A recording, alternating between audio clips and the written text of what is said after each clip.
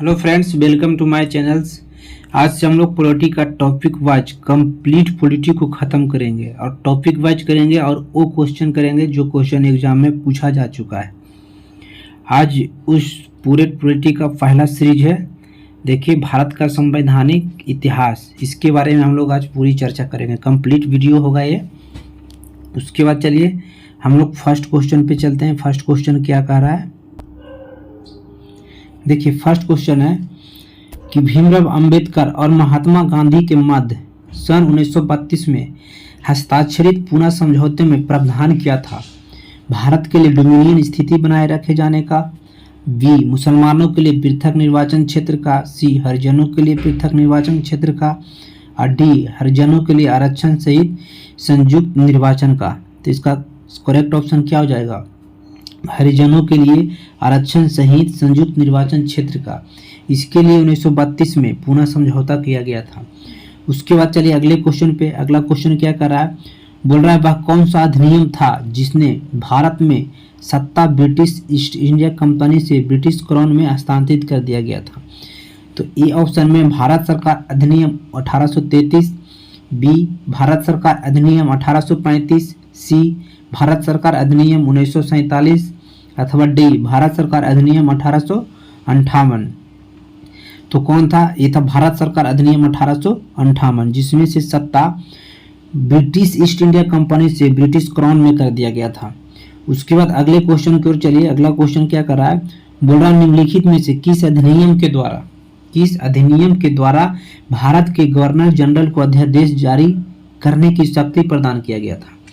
Charter act 1833, B भारतीय परिषद अधिनियम 1861, सी भारतीय परिषद अधिनियम 1892, डी भारतीय परिषद अधिनियम 1909। तो किसके द्वारा किया गया था, ये किया गया था भारतीय परिषद अधिनियम 1861। इसके द्वारा जो यहाँ का गवर्नर था उस समय वो अध्यादेश जारी कर सकता था। उसके बाद अगले क्वेश्चन की ओर चलिए। अगला क्वेश्चन क्या कर रहा है, 4 बोल रहा है यह सिद्धांत कि स्वतंत्र भारत के लिए नए संविधान को तैयार करना मुख्यतः खुद भारतीयों की जिम्मेदारी होनी चाहिए, पहली बार निम्नलिखित में से किस एक में स्वीकार किया गया था।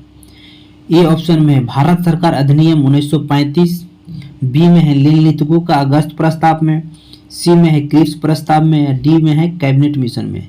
तो कौन सी प्रस्ताव में किया गया था, ये जो निम्नलिखितों है ना, इनको अगस्त प्रस्ताव जो आया था इनका इसी में कहा गया था। तो करेक्ट ऑप्शन बी हो जाएगा।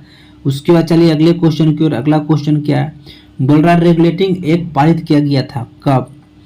ए में 1773 ईस्वी में, बी में 1771 ईस्वी में, सी है 1885 ईस्वी में, डी है 1793 ईस्वी में। तो रेगुलेटिंग एक्ट पारित हुआ था 1773 में, तो ये इसका करेक्ट ऑप्शन हो जाएगा। उसके बाद अगले क्वेश्चन की ओर चलिए। बोल रहा है भारत के गवर्नर जनरल को किस एक्ट के द्वारा, जो भारत का गवर्नर जनरल है, किस एक्ट के द्वारा अपनी समिति के निर्णय को अस्वीकार करने का अधिकार मिला, मतलब वो अस्वीकार कर सकता था। उसके बाद ए ऑप्शन है, ऑप्शन देखिएगा ऊपर नीचे हो गया है। इसमें ए है 1773 का रेगुलेटिंग एक्ट और बी है 1784 का क्विट इंडिया एक्ट। उसके बाद सी है 1786 का अमेंडमेंट एक्ट और डी है 1813 का चार्टर एक्ट। तो किसके द्वारा किया गया था, ये किया गया था 1786 का अमेंडमेंट एक्ट के द्वारा। तो इसका करेक्ट ऑप्शन हो जाएगा सी। कौन हो जाएगा, सी। उसके बाद फिर चलिए अगले क्वेश्चन की ओर चलते हैं। अगला क्वेश्चन क्या कर रहा है, बोल रहा है महारानी विक्टोरिया को भारत की सम्राज्ञी नियुक्त किया गया।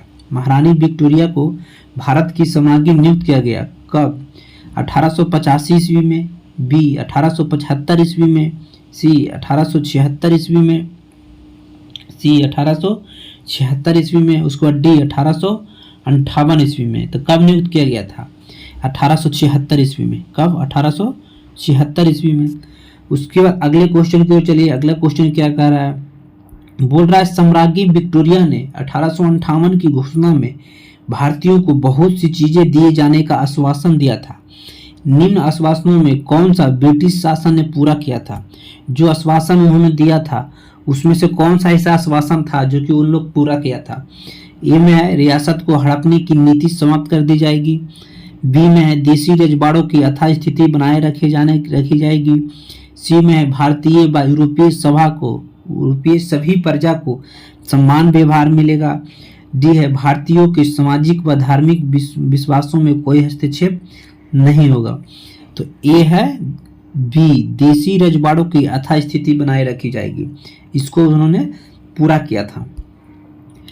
अगले क्वेश्चन को चलिए, बोल रहा है मिंटो मार्ले सुधार का उद्देश्य क्या था। ए है पृथक निर्वाचन प्रणाली, बी है भारतीय की भागीदारी बढ़ाना, सी युद्ध में सहयोग हेतु तैयार करना, डी पूर्ण स्वतंत्रता देना। तो मांटो मिंटो सुधार का उद्देश्य क्या था, पृथक निर्वाचन प्रणाली था। तो इसका करेक्ट ऑप्शन ये हो जाएगा। उसके बाद अगले क्वेश्चन की ओर चलिए, बोल रहा है कि मार्ले मिंटो सुधार बिल किस वर्ष में पारित किया गया था। ए ऑप्शन में है 1905, बी में है 1909, सी में है 1911, डी में है 1920। तो किस वर्ष पारित किया गया था, 1909 में, 1909। इसका करेक्ट ऑप्शन बी हो जाएगा।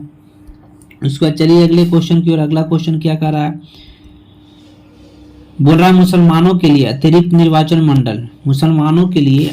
निर्वाचक मंडल प्रारंभ ने किसके द्वारा लाया गया था। ए में है क्रिप्स मिशन 1942, बी में है मार्ले मिंटो सुधार 1909, सी में है मॉन्टेग्यू चेम्सफोर्ड सुधार 1921, डी में है भारत सरकार अधिनियम 1935। तो किसके द्वारा लाया गया था, मार्ले मिंटो सुधार के द्वारा लाया गया था, जो कि 1919 में हुआ था। उसके बाद 12वां क्वेश्चन पे चलिए। 12वां क्वेश्चन क्या कर रहा है, बोल रहा है 1909 के इंडियन काउंसिल एक्ट होगा 12 का, 1909 के इंडियन काउंसिल एक्ट में किस बात की व्यवस्था की गई थी। ए है द्वैत शासन प्रणाली, बी है संघीय व्यवस्था, सी है सांप्रदायिक प्रतिनिधित्व, डी है प्रांतीय व्यवस्था। तो किसकी व्यवस्था किया गया था, ये किया गया था संघीय व्यवस्था का। जो 1909 के इंडियन काउंसिल एक्ट था उसमें से संघीय व्यवस्था का प्रावधान किया गया था। उसके बाद फिर चलिए अगले क्वेश्चन की ओर। बोल रहा है मॉन्टेग्यू चेम्सफोर्ड सुधार में प्रावधानों का सार क्या था। राज्यों की स्वायत्तता अथवा प्रांतों में दोहरा शासन, हिंदू मुस्लिम हेतु अलग अलग निर्वाचन व्यवस्था, अथवा राज्यपालों की वीटो शक्ति। तो क्या किया गया था इसमें, प्रांतों में दोहरा शासन, प्रांतों में जो द्वैत शासन होता है मॉन्टेग्यू चेम्सफोर्ड सुधार में लाया गया था। उसके बाद अगले क्वेश्चन की ओर चलिए। अगला क्वेश्चन क्या कहता है, बोल रहा है 1946 का कैबिनेट मिशन 3 मंत्रियों से गठित था। इसका सदस्य कौन नहीं था।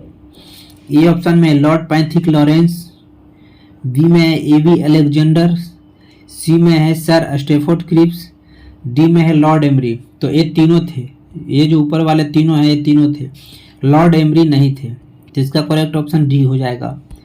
उसके बाद फिर चलिए अगले क्वेश्चन की ओर। बोल रहा है कैबिनेट मिशन योजना के विषय में कौन सा सही नहीं है। ए है प्रांतीय समूहीकरण प्रोविंशियल ग्रुपिंग, बी में भारतीय सदस्यों वाला अंतरिम मंत्रिमंडल, सी है पाकिस्तान की स्वीकृति, डी संविधान निर्माण का अधिकार। तो कैबिनेट मिशन योजना के विषय में कौन नहीं था, तो पाकिस्तान की स्वीकृति इसमें शामिल नहीं था, इसको शामिल नहीं किया गया था। उसके बाद अगले क्वेश्चन की ओर चलिए। बोल रहा है भारत का संविधान लागू होने तक स्वतंत्रता के पश्चात इसका शासन किसके अंतर्गत चलाया गया। मतलब जब भारत स्वतंत्र हो गया उसके बाद इसका शासन किसके अंतर्गत चलाया गया है, तो भारतीय नेताओं के परामर्श से बने कानून द्वारा। उसके बाद अगले क्वेश्चन की ओर चलिए। इंग्लैंड के संविधान के अनुसार अथवा 1935 के भारत सरकार अधिनियम के अनुसार, डी उपयुक्त में से कोई नहीं। तो किसके द्वारा चलाया गया था, जो 1935 के भारत सरकार अधिनियम है उसके अनुसार चला था, स्वतंत्र होने के बाद भी। उसके बाद अगला क्वेश्चन क्या कर रहा है, देखिए अगले क्वेश्चन। बोल रहा है भारतीयों को वर्ष 1947 में सार्वभौम सत्ता सौंपने की योजना निम्न में से किस नाम से जानी गई। ए है डुरंड योजना, बी है माउंटबेटन योजना, सी मिंटो मार्ले योजना, डी वेबल योजना। तो कौन सी योजना थी, माउंटबेटन योजना। कौन सी योजना थी, माउंटबेटन योजना, सी हो जाएगा इसका करेक्ट ऑप्शन। उसके बाद आगे चलिए, इसमें सुमेल करना है। एक तरफ है मार्ले मिंटो सुधार भारत सरकार अधिनियम 1935 कैबिनेट मिशन साइमन कमीशन, दूसरी तरफ है सांप्रदायिक प्रतिनिधित्व स्वशासन, उसके बाद संविधान सभा का गठन, उसके बाद भारत का विभाजन। अब इसमें करेक्ट मैच कीजिए कौन है, सुमेल नहीं है, ये पूछ रहा है। जो गलत है उसकी बात करना, तो यह है साइमन कमीशन। तो साफ पता चल रहा है साइमन कमीशन। भारत का विभाजन ये गलत है। बाकी मार्ले मिंटो सुधार सांप्रदायिक प्रतिनिधित्व में हुआ ही था। भारत सरकार अधिनियम 1935 स्वशासन की बात करता ही था। कैबिनेट मिशन के द्वारा संविधान सभा का गठन किया ही गया था। तो इसका करेक्ट ऑप्शन कौन हो जाएगा? डी, भारत का विभाजन।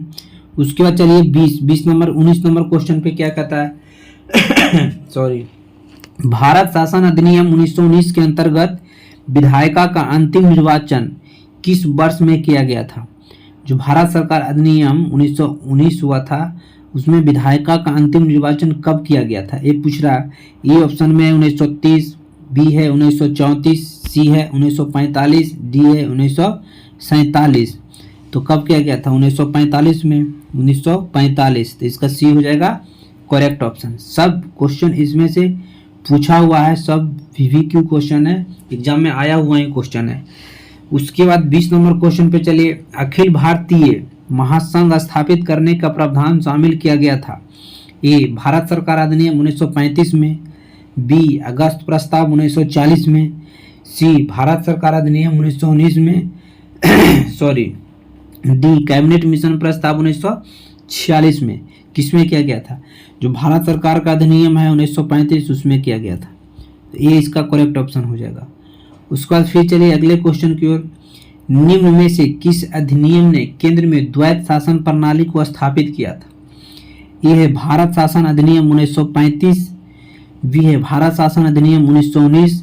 तो इसी में तो हुआ था द्वैत शासन प्रणाली, भारत शासन अधिनियम 1935 इसी में हुआ था। तो यही इसका करेक्ट ऑप्शन हो जाएगा।